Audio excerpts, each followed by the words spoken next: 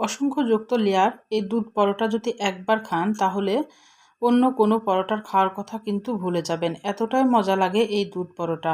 এই দুধ পরোটা একবার হলেও তৈরি করে খেয়ে দেখবেন। খুবই মজাদার একটা পরোটা। আসসালামু আলাইকুম। হ্যালো বন্ধুরা, আপনারা কেমন আছেন? আশা করি আপনারা ভালো আছেন। আমি আলহামদুলিল্লাহ ভালো আছি। আমার শখের কিচেনে আপনাদের সবাইকে স্বাগতম।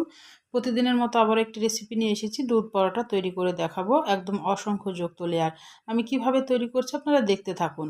এখানে আমি দুধ নিয়ে নিলাম। দুধটা আমি পরিমাণ মতো নিলাম। আমি যতটুকু পরোটা তৈরি করব ততটা আমি দুধ নিয়ে নিলাম। আপনারা যদি বেশি করেন তাহলে বেশি করে দুধ নেবেন। এখানে একটা লেবুর অর্ধেক আমি রস দিয়ে দিলাম, অল্প একটু লবণ দিয়ে দিলাম স্বাদ মতো, আর হাফ টেবিল চামচ মতো চিনি দিয়ে দিলাম। দিয়ে এখন ভালোভাবে লেবু, চিনি আর দুধটাকে ভালোভাবে মিশিয়ে নিতে হবে।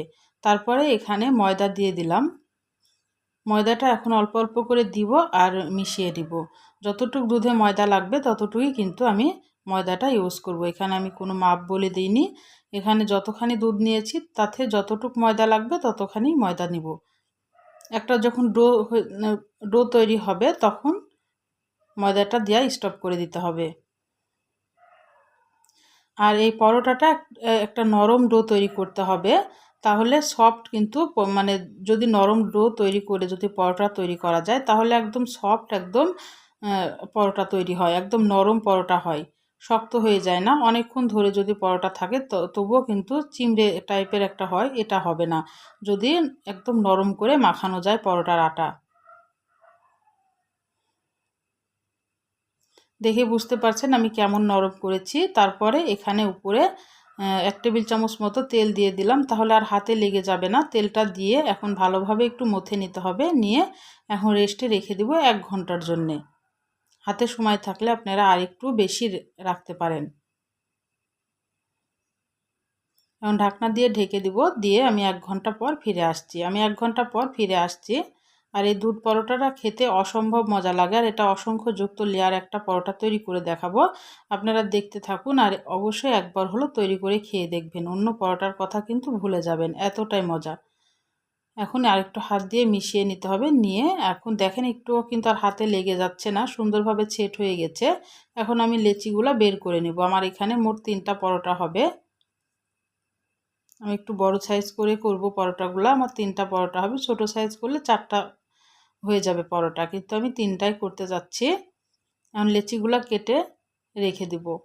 লেচিগুলা এইভাবে কেটে যদি রাখা যায়, লেচিগুলাও আবার একটু রেস্ট পাইলে সুন্দরভাবে বেলা কিন্তু হয়ে যায়। এবার আমি পিড়িতে চলে আসলাম রুটি বেলার। এখন আমি কিভাবে লেয়ারযুক্ত পরোটাটা তৈরি করছি আপনারা দেখতে থাকুন। একটা লেচি নিয়েছি, তারপরে আমি একটা ছুরির সাহায্যে আমি লেচিটাকে 3 ভাগ করে নিলাম। 3 ভাগ করে নিয়ে এভাবে হাত দিয়ে লম্বাটে করে নিতে হবে, দড়ির আকারে করে নিব। যতটা পারেন একটু চিকন করে দড়ির আকারে করে এভাবে একটা দড়ি নিয়ে এভাবে পেঁচিয়ে দিতে হবে। একদমই সহজ এই পরোটাটা তৈরি করা, কিন্তু অসংখ্যযুক্ত লেয়ার হবে। এভাবে তারপর আরেকটা দড়ি তৈরি করে ওর সাথে সেট করে দিতে হবে। দিয়ে এভাবে ঘুরিয়ে ঘুরিয়ে প্যাঁচটা দিতে হবে। আপনারা আমার হাতের দিকে লক্ষ্য করুন, তাহলে বুঝতে পারবেন আমি কিভাবে প্যাঁচটা দিচ্ছি। আমি একে একে সবগুলো এইভাবে তৈরি করে একটু রেস্টে রেখে দিব। রেস্ট বলতে আবার আরেকটা তৈরি করতে করতে রেস্ট হয়ে যাবে। প্রথম যেটা তৈরি করেছি সেটা আমি নিয়ে আসছি বেলার জন্যে। এবারে বেলে নিতে হবে। দেখে বুঝতে পারছেন লেয়ারগুলো কিন্তু সুন্দরভাবে বোঝা যাচ্ছে। আর আর এটা কিন্তু ভাজলে আরও ভালোভাবে বোঝা যাবে। আমি আপনাদের একটাই বেলে দেখালাম, এটা বেলতে সবাই পারেন। এবার আমি কড়াইয়ে চলে গেলাম। কড়াইটা ভালোভাবে গরম করে নিতে হবে। তারপরে আমি এখন পরোটাটা দিয়ে দিব। দেখে বুঝতে পারছেন সাইডের কোলগুলা কি সুন্দরভাবে লেয়ারগুলা কিন্তু বোঝা যাচ্ছে। এক পিঠ যখন হয়ে যাবে তখন উল্টিয়ে দিতে হবে। আমি কিন্তু এখনও তেল দিই নাই। যখন এভাবে একটু মানে উপরটা একটু ড্রাই হয়ে আসবে তখন তেলটা আমি ইউজ করব। এবার আমি তেল দিয়ে দিব।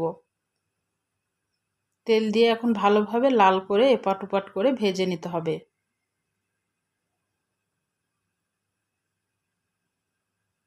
আর জালটা মিডিয়ামে রাখতে হবে, তারপরে ভাজতে হবে, নাহলে উপরটা হয়ে যাবে, ভিতরটা কিন্তু কাঁচা থেকে যাবে। আর এই দুধ পরোটা একবার খেলে কিন্তু অন্য পরোটা আর খেতে মন চাইবে না, খুবই মজা লাগে। আপনারা একবার হলো তৈরি করবেন। আর সামনে ঈদ আসছে, ঈদে কিন্তু আপনারা এই পরোটাটা তৈরি করে মাংস দিয়ে খেতে পারেন। এটা সব দিয়ে ভালো লাগবে, তো মাংস দিয়ে অসম্ভব মজা লাগবে। লেয়ারগুলো দেখে বুঝতে পারছেন খুলে খুলে আসছে। আমি একে একে এইভাবে সবগুলা ভেজে নেব।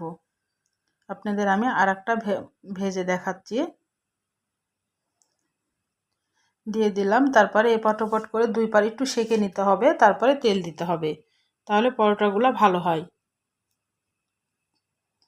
তাহলে আমার রান্নার যদি কোনো অংশ আপনাদের ভালো লাগে, প্লিজ আমার চ্যানেলটাকে সাবস্ক্রাইবার করে দিন, একটা লাইক দিয়ে রান্নাটা দেখা শুরু করেন, ছোট্ট একটা কমেন্ট করে জানান আমার রান্নাগুলো কেমন লাগে। পাশে থাকা বেল আইকনটা প্রেস করে দিন, আমি যখন এরকম নতুন রেসিপি আপনাদের মাঝে হাজির করব আপনাদের কাছে যেন আগে ভিডিওটা চলে যায়। আপনাদের একটা লাইক একটা কমেন্ট কিন্তু আমাকে অনেক উৎসাহ করে। অবশ্যই ভিডিওটা দেখার আগে একটা লাইক দিয়ে দেখা শুরু করবেন। আমার হয়ে গেছে, আমি তুলে নিচ্ছি। আমি এখন সবগুলো একে একে এভাবে ভেজে নিব। আপনাদের আমি একটু ভেঙে দেখাচ্ছি লেয়ারটা কেমন হয়েছে ভিতরটা। আর নরম একদম সফট, এটা যদি একদিন দুই দিন থাকে তবুও নরম থাকে। অবশ্যই ময়দাটাকে একদম নরম করে মাখতে হবে, তাহলে কিন্তু পরোটাগুলো নরম হয়। লেয়ারগুলো দেখেই বুঝতে পারছেন একদম খুলে খুলে আসছে। তাহলে আজকের মতো বিদায় নিচ্ছি। আপনারা সুস্থ থাকবেন, ভালো থাকবেন। আবার কোনো নতুন রেসিপির সাথে হাজির হব। আল্লাহ হাফেজ।